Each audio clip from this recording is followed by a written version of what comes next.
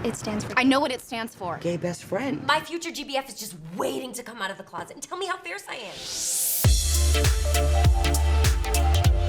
Welcome to your weekly ticket. It's Pride Month and we're celebrating with our partners at Rotten Tomatoes who have curated a list of 200 LGBTQIA+ films. And to help us sort through that all-encompassing list, we've invited Michael Varrati, who's hosted the Queer Fear panel for queer horror at Comic-Con for 7 years, to choose 4 of his personal highlights from that list.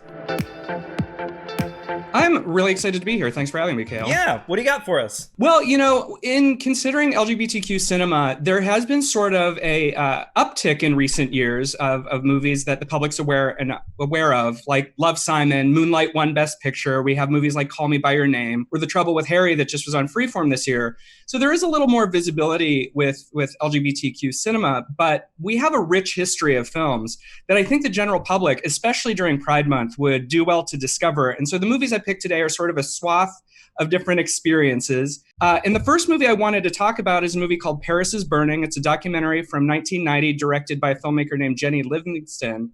And for fans of RuPaul's Drag Race, this is sort of the foundations. Paris is Burning is a documentary all about Black and Latinx drag queens and trans performers in New York City in the late 80s, early 90s, who were part of the ball culture. And for those of you who don't know what that is, that's where voguing comes from. It's sort of, if you watch Pose on FX, that history runs simultaneous to the events of Paris is Burning. Paris is Burning is a documentary about the true lives of these people. And a lot of the terminology that we see RuPaul use on Drag Race that has now been adopted in popular culture, like throwing shade or reading somebody, we were first taught that, generally speaking, as audience members by Paris is Burning. Because the movie literally, when it was made, obviously drag queens were not seen frequently on television or in pop culture. So when you're in the world of the film, they have one drag performer, Dorian Corey, where she sits and actually explains to the audience, when I say throwing shade, it means this. And they like put the term up on the, like a documentary, you know, the style where they put the term up, they give a definition. So the folks at home can be like, oh yes, throwing shade. You know. Yes. But it's a really, really remarkable document, not just of kind of the culture and the terminology, but really shows how the drag landscape was shaped by Black and Latinx voices, as well as, a lot of modern pop culture things. Madonna was inspired by that moment. That's where the song Vogue comes from.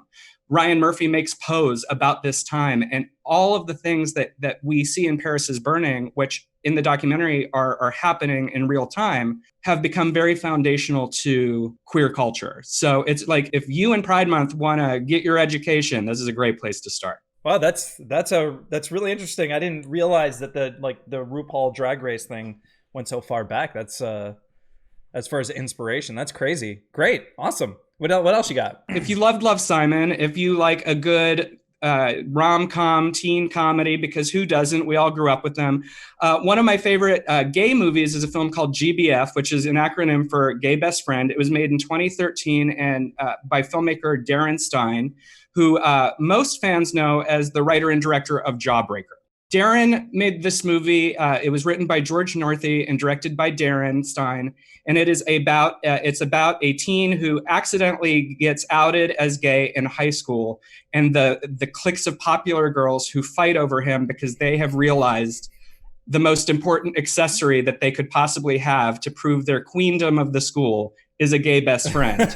And sort of his journey about, trying to be friends with the head of the theater club or the head cheerleader or, the Utra girl. And then sort of discovering I'm not an accessory, I'm a person. And it's a really heartfelt film. It's funny. And I think that it's a really great teen comedy for a generation of up and coming kids. Because when I was young, I didn't really have gay teen comedies. Like I would have killed to have a movie like this when I was growing up. So it's really nice to know that the new generation has these movies that they can look to and see a bit of themselves in. And it's a little naughty, a little sarcastic, and a whole lot of fun. So. Were you describing yourself? Yeah, that's me. right, what else you got? Kind of in a similar vein, another movie I wanted to recommend is a movie called But I'm a Cheerleader from 1999. It was directed by a filmmaker named Jamie Babbitt. For people who are familiar with the teen movies of the 90s, like Scream or, 10 Things I Hate About You, it was a big moment to have ensemble casts. So you have like everybody who was popular on the CW or the WB at the time, right? And you put them in these movies, and those were the movies we latched onto. And But I'm a Cheerleader is sort of the queer answer to that. It's got this power 90s cast, Natasha Lyonne, Clea Duvall, RuPaul's in it, Kathy Moriarty. It's an amazing, amazing group of people. And Natasha Lyonne plays a high school cheerleader whose parents suspect that maybe something's a little different about her because she listens to Melissa Etheridge and likes to hug her friends a little too long. So they send her to a conversion therapy camp, essentially, where she ends up meeting a girl who makes her realize her truest self. So, I mean, there's the very serious issue of conversion therapy is baked into this teen comedy. But then, much like GBF helps, that journey of finding who you really are, and that's important. But I'm a Cheerleader does that as well. And it does it in that delicious, hyper-colored 90s way. And it's just a lot of fun. RuPaul's in it as one of the camp counselors. John Waters fans would recognize Mink Stoll plays Natasha's mom. It's just a really, really fun and good movie. And it's one of my favorite lesbian romance films. So highly recommend it. Yeah, I'm excited to jump into this one too. I saw the trailer, and it's so like beautifully stylized. It's very vibrant. Yeah, and it was definitely a film of that time, because when you watch those movies of the 90s, they all had that kind of frenetic energy, and I sort of miss that. Yeah. And I think that, Pride, when you look at the various Pride flags, including the classic rainbow flag and all the different flags that followed, it's all very colorful. So to have a movie like But I'm a Cheerleader that like leans into the hyper colors, there's like an awareness of it. It's like, Pride is about living bright and living out loud. And here's a movie that is bright and out loud, and it's a lot of fun. So it feels like a perfect movie for this month. Awesome. And then probably the heaviest movie on my list, but I think is very important, is a movie called A Fantastic Woman. It's from 2017, and it was directed by Sebastian Lelio. And it is on my list because in the landscape of queer cinema, in terms of mainstream representation, we still are lacking greatly in trans narratives. And this movie is a very important trans narrative. It's about a woman who works as a waitress and then moonlights as a nightclub singer. And she meets somebody and she falls in love.